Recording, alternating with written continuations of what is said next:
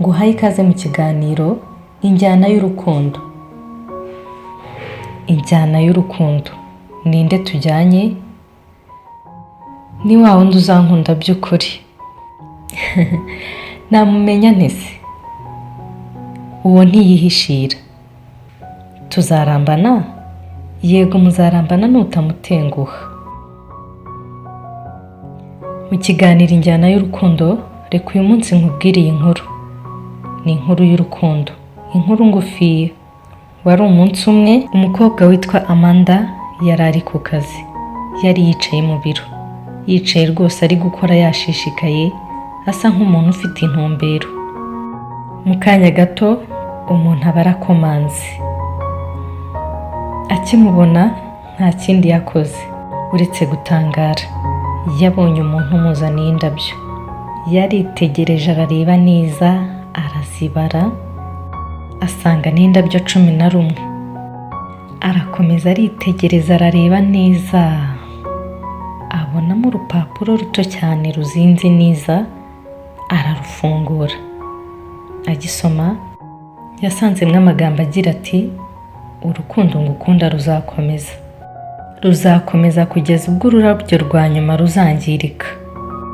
Ubwo ruzaba rutagifite ubuzima, nibwo urukundo rwanjye nawe ruzarangira. Umukobwa mu gutangara kwinshi no kumirwa cyane aribaza ati, ese ni ahangaha? Ni ahangaha kuko urukundo rwanjye rugiye kurangirira? Yego ndabyemera, nshobora kuvomerera indabyo. Ariko se uyu mubare 11, indabyo zidafite imizi se nzazivomerera gute ku buryo nibura bizatinda? Wenda igihe gitoya nzaba nsigaranye nkaba nkiri kumwe nawe mu rukundo. Reka mbare yenda mu minsi 11. Birashoboka ko yenda mu minsi 3 urukundo rwajya rugabanuka uko ururabyo rumwe ruvuyeho. Gusa ururabyo rwa nyuma ntabwo nizeye ko ruzabasha gutegereza. Amanda iki gihe cyose ntabwo yari azi icyo gukora. Icyo yashoboye gusa ni ukujyana indabyo, azijyana iwe mu rugo, akajya azivomerera. Amanda buri munsi yahoraga areba indabyo ze, akazivomerera akazitaho koko. Ni nako yibazaga ibibazo byinshi, ariko kubera ari indabyo nyine, ubuzima bwazo bwagendaga butakara. Gake gake, umunsi ku wundi, ubuzima bwazo bugashira. Nyuma ku munsi wa nyuma ururabyo rwa 10 rwumye, yaritegereje arareba neza abona ururabyo rugitoshye.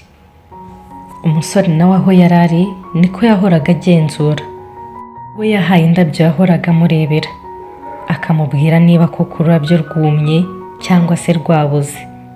Uko umukobwa yabaraga iminsi ari nako abona indabyo zigabanuka, niko umusore nawe yahoraga akurikirana indabyo yatanze. Ku munsi wa nyuma ubwo ururabyo rwa 10 rwangirikaga, umukobwa yagize agahinda kenshi. Bazaga ukuntu urukundo rwabo rugiye kurangira, rukarangira kubera indabyo. Gusa nanone ntabwo yasobanukirwaga.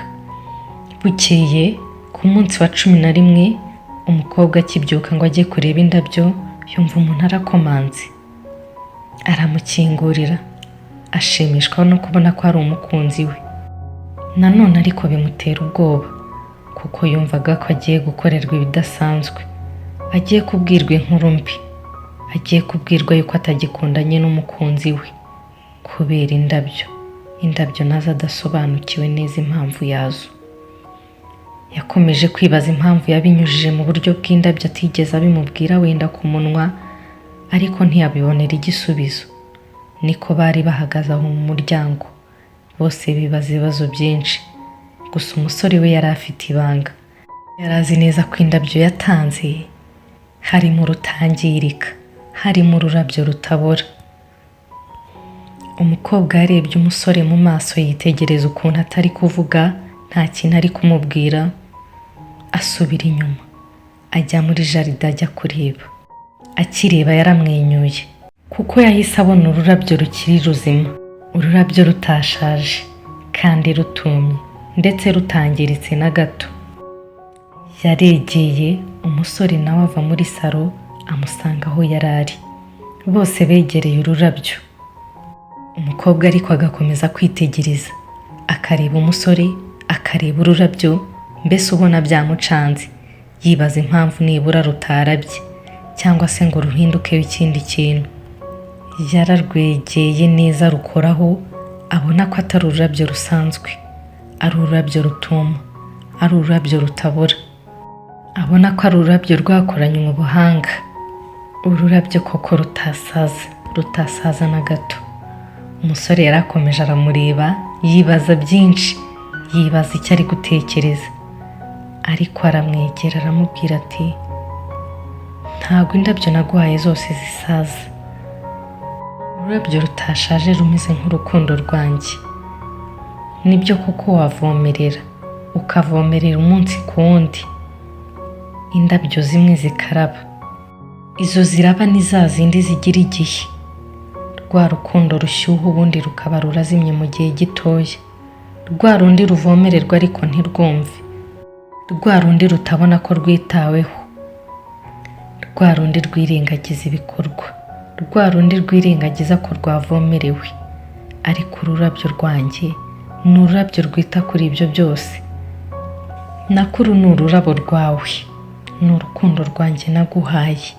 Urukundo ngufitiye ntabwo rushobora gusaza, ni urukundo rwumva byose, ni urukundo rwihanganira byose, ni urukundo ngukunda nyakuri.